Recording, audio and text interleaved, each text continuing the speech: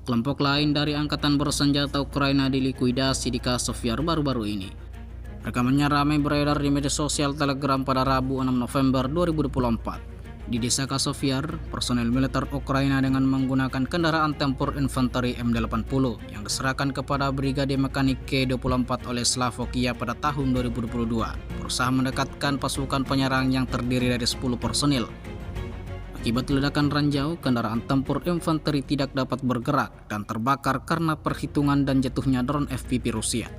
Infanteri Ukraina kemudian mencoba berusaha berlindung di rumah-rumah terdekat. Tampak mereka berlari dan sesekali merangkak untuk menghindari serangan dari militer Rusia. Hingga video ini beredar, beragam respon diberikan warganet.